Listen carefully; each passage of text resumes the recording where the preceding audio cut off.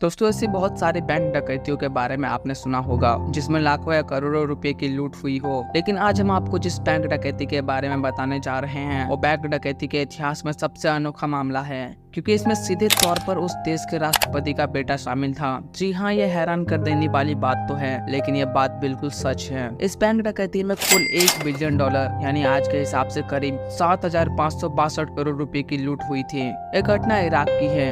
यहाँ के central bank से इतनी भारी रकम लूट हुई थी। इस घटना को 17 साल हो चुके हैं। यह बात मार्च 2003 की है। तब इराक के राष्ट्रपति सद्दाम हुसैन थे और अमेरिका से उनकी दुश्मनी तो जग जाहिर है। कहते हैं कि अमेरिका ने इराक पर हमले की पूरी तैयारी कर ली थी। उससे कुछ घंटे पहले सद्दाम हुसैन के बेटे हुसैन बगदाद स्थित इराकी सेंट्रल बैंक पहुंचे और बैंक प्रमुख को एक पर्चा थमाई, जिस पर लिखा था कि सुरक्षा कारणों से बैंक के सभी पैसे को राष्ट्रपति ने दूसरे सुरक्षित जगह पर ले जाने का आदेश दिया है। अब क्योंकि उस समय इराक में सद्दाम हुसैन का खौफ था, क्योंकि उन्हें एक तानाशाह माना जाता था, इसलिए बैंक प्रमुख कुछ नहीं बोले और पैसों को ले जाने की अनुमति दे दी। इसके अलावा उनके पास और कोई रास्ता भी नहीं था। कहते हैं कि सद्दाम हुसैन के बेटे हुसैन ने इराकी बैंक से इतने रुपए लूटे थे कि उन्हें ट्रकों में भर भर के ले जाने पड़े थे। आपको जानकर हैरानी होगी कि लूट की रकम ट्रकों में भरने में करीब 5 घंटे लग गए थे। कहा तो ये भी जाता है कि बैंक में और भी पैसे थे, लेकिन उन्हें रखने के लिए ट्रक में जगह नहीं थी, इसलिए उन्हें वहीं पर छोड़ दिए गए। इस बैंक डकैती की बात दुनिया भर में तब फैली जब घटना के तुरंत बाद अमेरिकी सेना ने इराक पर बमबारी शुरू कर दिया। इस दौरान इराक के सेंट्रल बैंक पर भी उन्होंने कब्जा जमा लिया, लेकिन उन्हें वहां पता चला कि सारे पैसे तो सद्दाम हुसैन के बेटे हुसैन ले गए। इसके बाद काफी छानबीन हुई। सद्दाम हुसैन के महल में भी जांच की गई, जहां से बड़ी मात्रा में नोट मिले। हालांकि वो नोट लूट की रकम का हिस्सा नहीं थे। उन पैसों को सद्दाम हुसैन के दूसरे बेटे उदय ने पहले ही संभाल कर रख दिया था, क्योंकि बड़ी मात्रा में कैश रखना उसका शौक था।